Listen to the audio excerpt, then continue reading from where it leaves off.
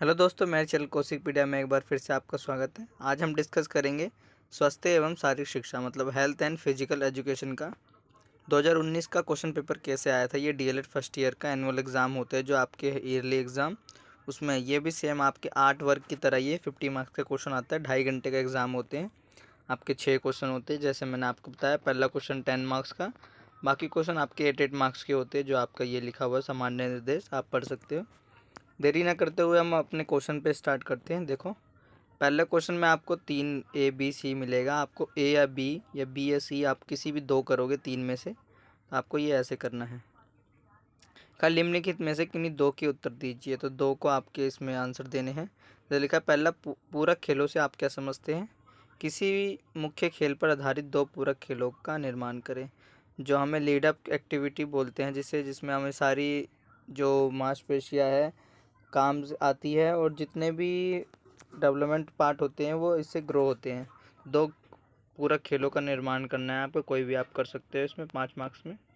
दूसरा पूछा, गरमाने को परिभाषित कीजिए। खेल कूद क्षेत्र में गरमाने के महत्व को विस्तार कीजिए। जो वार्मिंग अप होता है, मतलब जब आप खेल खेलने से पहले अपने शरीर को गर्म करते हो कि मैं खेल के काबिल बन सकूं, मतलब अपने जैसे कि हमने थोड़ा रनिंग कर लिया, जंपिंग कर लिया, तो इससे हम अपने शरीर को गरमा सकते हैं और ये हमें आगे के खेल के लिए एक शक्ति पावर प्रदान करता है, इसलिए हम वार्मिंग अप करते हैं पहले।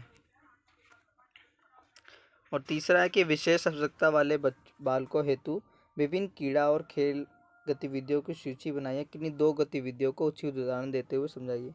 अब इसमें आप जो विशेष आवश्यकता वाले बच्चे हैं, मतलब जो स्पेशल नीड वाले बच्चे हैं, उसको उनके लिए आपको 2 खेल बताने हैं, गतिविधियाँ उदाहरण के साथ। इसमें ये पूछा गया है कि आप कोई भी स्पोर्ट एक्टिविटी या वेरियस गेम उनके लिए बता सकते हो, कि जैसे कि वॉलीबॉल, बलून हो गया, जंपिंग हो गया, सिंपल जंपिंग हो गया, जो अलग अलग तरीके से विशेष आवश्यकता वाले बच्चे हैं। फिर दूसरे क्वेश्चन में पूछा है, मूल्य क्या है? खेलों द्वारा किस प्रकार मूल्य का विकास किया जा सकता है? अब देखो, वैल्यूज़ है हमारे, जो हमें खेल के द्वारा जितने भी वैल्यूज़ मिलते हैं कि हमें आदर सम्मान करना चाहिए, हमारे रेफरी का सम्मान करना चाहिए, नियम कानून के साथ चलना चाहिए, चीटिंग नहीं करना चाहिए, ये सब खेलों के मूल्य होते हैं। और इन मूल्यों का हम खेलों द्वारा इन मूल्यों का हम अच्छे से विकास कर सकते हैं, चाहे हम वो स्कूल में वैल्यूज़ की बात करें और स्पोर्ट्स में, दोनों एक जैसे इक्वली होते हैं। तो ये आप इसमें 8 मार्क्स का लिखना है आपको, बना बना के। मैं इसकी आंसर की प्रोवाइड करवा दूंगा आपको। व्यक्तिगत स्वच्छता पर एक संक्षिप्त टिप्पणी कीजिए। व्यक्तिगत स्वच्छता किस प्रकार बालक को स्वास्थ्य के स्तंभ स्तर को करने में सहायक है?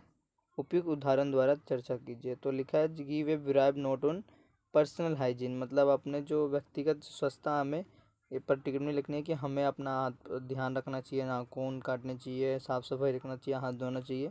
तो ये है, तो व्यक्तिगत स्वच्छता किस प्रकार बालक को स्वस्थ के स्तर को प्राप्त करने में सहायक है। मतलब आप देखो, अपने आप को स्वस्थ रखोगे तो आप हमेशा स्वस्थ भी रहोगे, अपने हेल्थ पे ध्यान भी रहेगा और आपका ग्रो भी अच्छे से होगा। तो ये उसमें आपको ये बताना है। तीसरे क्वेश्चन में, स्वास्थ्य जागरूकता व स्वास्थ्य आकलन से आप क्या समझते हैं?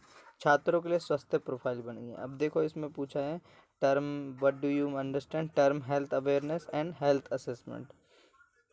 एक तो आपको जो हेल्थ के बारे में कितनी जागरूकता है उसके बारे में एक टीचर, जो स्पोर्ट टीचर होता है, वो आपकी चर्चा करता है।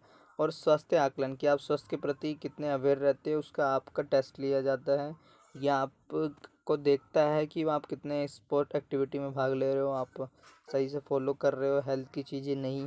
ये चीज़ें आकलन में आती है उसके। शारीरिक शिक्षा की अवधारणाओं को स्पष्ट कीजिए। बालक के व्यक्तित्व के सर्वांगीण विकास में शारीरिक शिक्षा किस प्रकार सहायक है?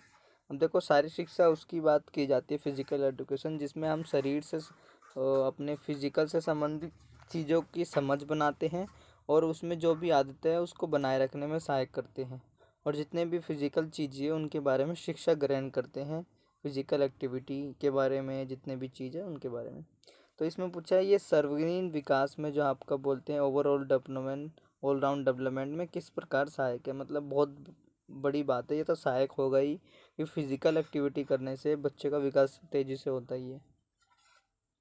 प्राथमिक सहायता को परिभाषित कीजिए। सदमा और डूबना के कारण और लक्षण कौन से हैं? अब देखो, प्राथमिक सहायता उसे कहते हैं फर्स्ट एड, जो हमें डॉक्टर से पहले दी जाती है तुरंत और फटाफट, जैसे कि किसी को भी एक्सीडेंट हुआ तो हमें तुरंत उसके पास जो भी व्यक्ति है उसको फर्स्ट एड के द्वारा ठीक कर सकता है या नॉर्मली उसको सही स्थिति में ला सकता है, तो इसी को फर्स्ट एड कहा जाता है, जो हम डॉक्टर से पहले देते हैं। सदमा और डूबना, जैसे कि कहीं पर डूब गए, कहीं पर सदमा आ गया, तो हम क्या क्या लक्षण कौन से, मतलब सदमा के चक्कर आके गिर जाना, डूबने में लक्षण हमें दिख जाएगा, फिर बंदा डूब रहा है, कुछ कर रहा है, या उसके इफेक्ट दिखेंगे।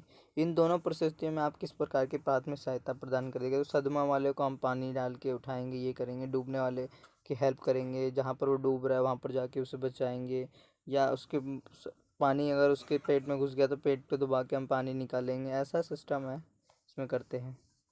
फिर खेल चोट क्या है? नरम तंतु और हड्डियों की चोट में अंतर स्पष्ट किया। देखो, खेल स्पोर्ट इंजरी वो होती है जब हम कोई भी खेल या स्पोर्ट एक्टिविटी करते हैं तो उसके दौरान लगने वाली चोटों को खेल चोट कहते हैं। तो नरम तंतु और हड्डियों की चोट में अंतर स्पष्ट किया। नरम तंतुओं की, जो सिंपल तंतुओं की चोट होती है, हड्डियों की चोट वो होती है जिसमें हमारी हड्डी क्रैक हो जाती है। नरम तंतु में जैसे हमारे चोट, मोच ऐसे लग जाता है। तो आप इस प्रकार की चोटों का प्रबंधन किस प्रकार करेंगे? देखो, इस प्रकार की चोटों का प्रबंधन करने के लिए हमें प्राइस का ही उपयोग किया जाता है। राइस का प्राइस आपका हो गया, प्रोटेक्शन, रेस्ट, आई सर्कुलेशन, ये आपके उपयोग किए जाते हैं, और फर्स्ट एड की विधि अपनाई जाती है इसके लिए, चोटों के लिए। तो ये आपका क्वेश्चन। फिर लास्ट 8 क्वेश्चन आपका पूछा है, इसमें को बताने हैं, शॉर्ट नोट लिखने हैं इनके बारे में। मध्य भोजन योजना, मतलब आपके जो 1995 में मिड डे मील की योजना स्टार्ट हुई थी, तो ये आप उसके बारे में लिख सकते हैं। ये तमिलनाडु से स्टार्ट होके निकली थी। पाठ योजना के क्या क्या सिद्धांत होते हैं? टीचिंग आप लिख सकते हो, प्रिंसिपल, लर्निंग का सिद्धांत, एक्टिविटी का सिद्धांत, जो भी है। व्यक्तिगत स्वच्छता आपको पहले बता दिया। पर्सनल हाइजीन, जो व्यक्ति अपने बारे में आप साफ सफाई रखता है, नहाना, रोज नहाना, नाखून काटना, तो ये व्यक्तिगत स्वच्छता हो गई। स्वास्थ्य एवं शारीरिक शिक्षा में दर्पण विधि, दर्पण विधि बता सकते हो कि इसके बारे में क्या क्या हो सकता है। आपकी जो फिजिकल की बुक है उसमें सब लिखा हुआ है ये। तो आपको वीडियो पसंद आए तो लाइक शेयर कमेंट जरूर करिए। मैं आपको एक बार क्वेश्चन सारे दिखा देता हूँ।